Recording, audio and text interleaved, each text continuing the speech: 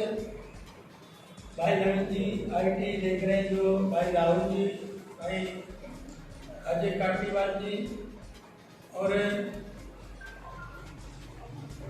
भाई डीएम यादव जी और कुलदीप चौहान जी, गौरव जी और सभी मेरी पार्टी के सम्मानित साथियों, आदरणीय प्रेस के सभी साथीगण, आपका स्वागत करता हूँ, अभिनंदन करता हूँ पत्रकार बंधुओं का, क्योंकि आज हमारे गठबंधन की सरकार को 1 साल पूरा हो गया और इस 1 साल के दौरान आपने देखा कि मार्च महीने से लेके और अब अक्टूबर खत्म होने जा रहा है, पूरे 8 महीने इस कोरोना काल के संकट का सामना पूरे विश्व को करना पड़ा है।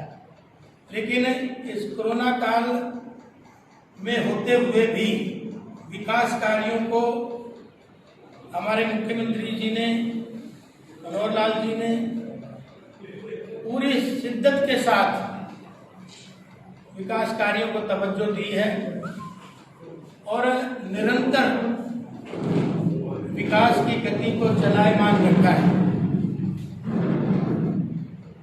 और इस कोरोना काल के 8 महीने में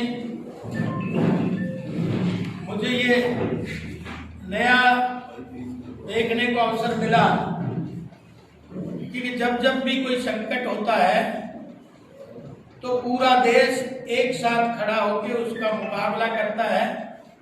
क्योंकि पिछले दिनों आपने देखा 50-50 हजार लोगों का खाना जो प्रवासी मजदूर थे वो हमारे स्वैच्छिक संस्थाओं ने, सामाजिक संस्थाओं ने और हमारे प्रशासन के सभी अधिकारियों ने मिलकर उस का मुकाबला किया, जिसमें आप सब लोगों का भी सहयोग बहुत अच्छे तरीके से आप सब ने निभाया।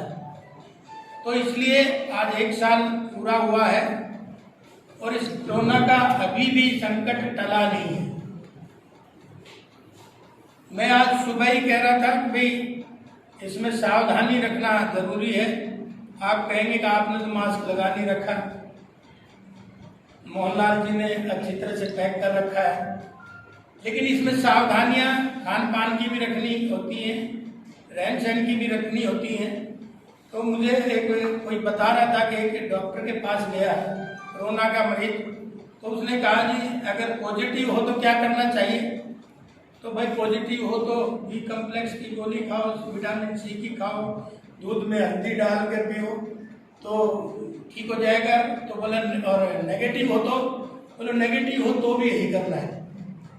तो बोला और दूसरा क्या करना है, बोला जी मास्क का प्रयोग करो, सैनिटाइजर का प्रयोग करो, सोशल डिस्टेंस का ध्यान रखो, पॉजिटिव हो तो। और बोला नेगेटिव हो तो, बोला नेगेटिव में भी यही करना है। और बोला तीसरा, बोला अगर पॉजिटिव और हो तो बोला आपने आपको आइसोलेट कर लो, घर में बंद रहो, भीड़ में कम जाओ। और बोला नेगेटिव हो तो बोले इसमें भी यही करना है। तो जब दोनों में यही करना है तो मैं ये समझता हूँ भाई इस कोरोना काल का संकट अभी टला नहीं है, इसमें हम सब लोगों को परहेज करनी ही चाहिए और परहेज से ही इसका इलाज है। दूसरा, हमने जो 1 साल की उपलब्धियां आज मुख्यमंत्री जी ने 306 नए पूरे हरियाणा प्रदेश में मुख्यमंत्री जी ने और उप मुख्यमंत्री जी ने, दुष्यंत जी ने मिलके और 306 परियोजनाओं का आज उद्घाटन शिलान्यास किया है। निश्चित तौर पे काबिले तारीफ है। और हमारे यहाँ भी, क्योंकि 1 साल हमें भी बने हो गया, 1 साल का हिसाब देने के लिए भी आप सब लोगों को बुलाया है। क्योंकि आजकल सोशल मीडिया पे अनेकों बात चलती रहती है कि 1 साल में क्या किया। तो हमने हमारे पूरे हलके में 110 करोड़ के काम का या तो शिलान्यास हो चुका या काम प्रगति पे है या उसका टेंडर छूट गया। तो 110 करोड़ रुपए का काम पूरी विधानसभा में गतिमान है, चलायमान है। और उनमें चाहे वो सड़कों का जोड़ने की बात हो, सड़क नई बनाने की बात हो, सड़कों के रिपेयरिंग की बात हो, आप देखेंगे चाहे वो वेटनरी हॉस्पिटल खोलने की बात हो, नए CHC खोलने की बात हो, हेल्थ की डिपार्टमेंट में हमने 2 CHC और PHC खोलने की बात हो, दूसरा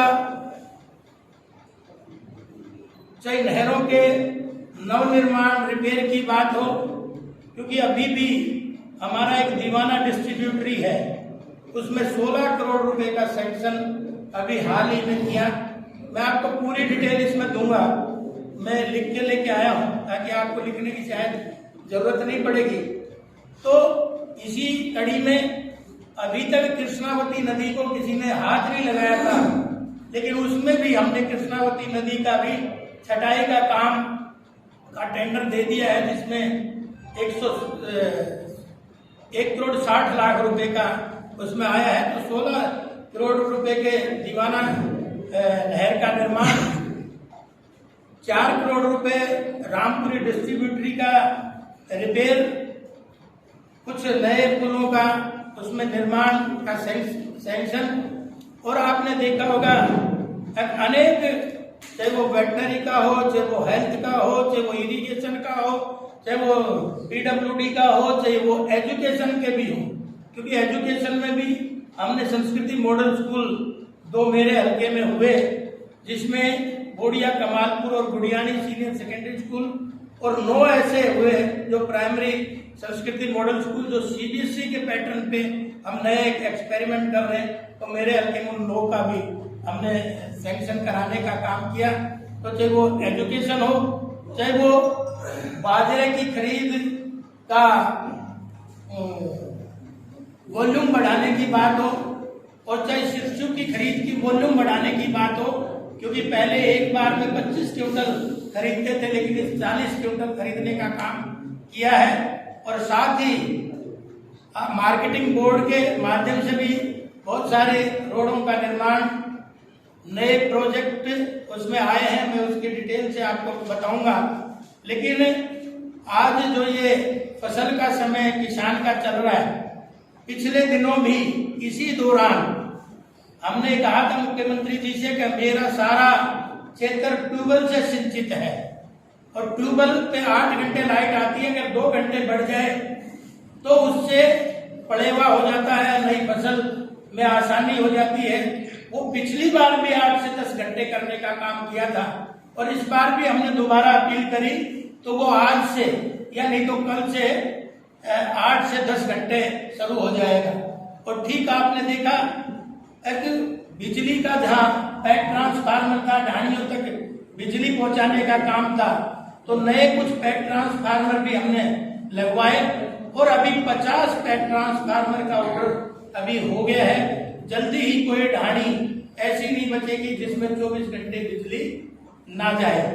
तो इसी तरह से आपने देखा होगा कि जब अलग अलग डिपार्टमेंट के जब अलग अलग काम किए हैं, तो एक साल में, और दूसरा आपने देखा पहले अनाज मंडी केवल जिले में 3 होती थी, लेकिन सरसों के समय, गेहूं के समय हमारी यहाँ 8 मंडियां कोसली विधानसभा में खुली, और टोटल 12 मंडियों में से। और इस बार भी हमने बाजरे की खरीद के लिए भी अस्थायी मंडियां वो दहीना में और जटसाना में कोसली के साथ साथ करने का जो काम किया है। और आज 15 तारीख तक के रोस्टर जो कहते हैं ना ये बहका रहे हैं, MSP पे नहीं खरीदा जाएगा, तो 15 नवंबर तक के रोस्टर जारी हो चुके हैं। किसान का बाजरे का एक एक दाना सरकार खरीदेगी। 15 तारीख तक रोस्टर जारी हो गया है। उसके बाद भी 3-4 हजार किसान बचते हैं, तो पहले 5 दिन परचेजिंग होती थी, फिर हमने उसको 6 दिन कराया, और अब कल से 7 दिन की परचेजिंग कराई है। और किसानों की संख्या भी हर मंडी के हिसाब से बढ़ाने का काम किया है। तो इसलिए मैं कह सकता हूँ हम किसान का एक बाजरे का एक एक दाना खरीदेंगे।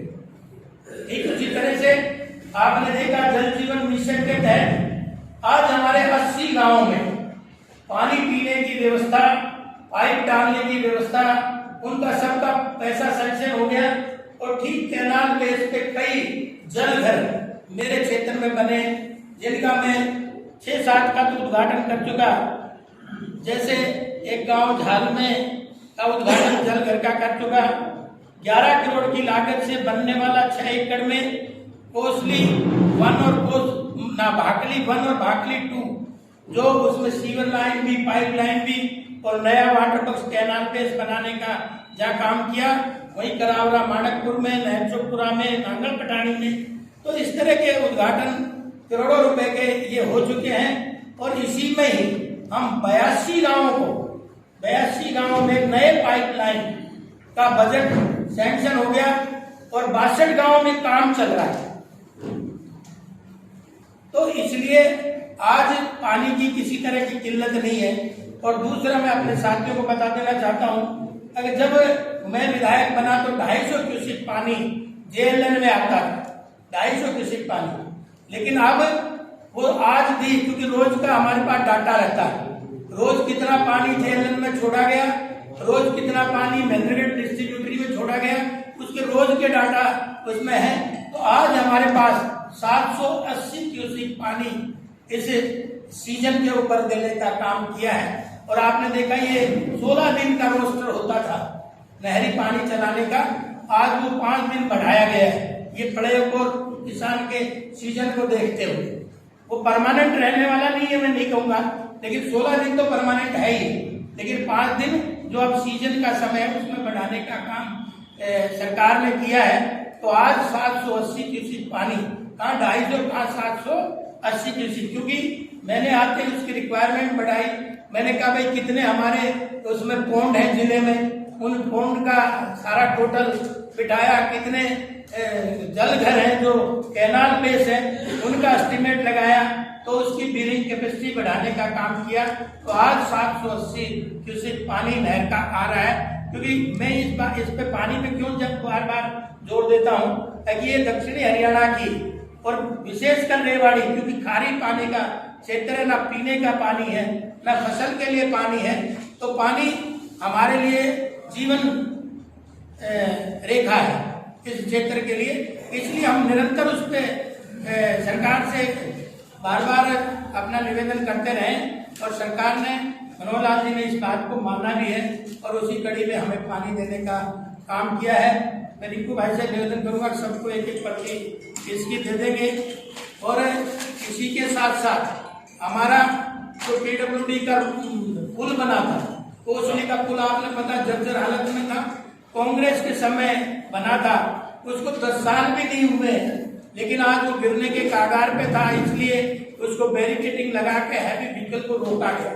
और आज उसका हमने 65 लाख रुपए सैंक्शन कराए हैं रिपेयर के, वो भी अगले महीने से ही उसका काम रिपेयर का शुरू हो जाएगा, कोसली फ्लाईओवर का। और ठीक इसी तरह से वर्षों से सिया जो ऐतिहासिक तालाब था मंदिर का, क्योंकि हमारी वो आध्यात्मिक भूमि है, सिया आप सब लोकल हो जानते भी हैं, तो उस तालाब में आज तक पानी नहीं गया था। लेकिन इस बार हमने 55 लाख रुपए उसका सैंक्शन करा के, और उसका आधा काम हो चुका है, और आधा काम के साथ साथ अभी उसमें पाइपलाइन जोड़ी जा रही है। तो वो भी आपको एक रमणीक स्थान और ऐतिहासिक स्थान और आध्यात्मिक स्थान भी है।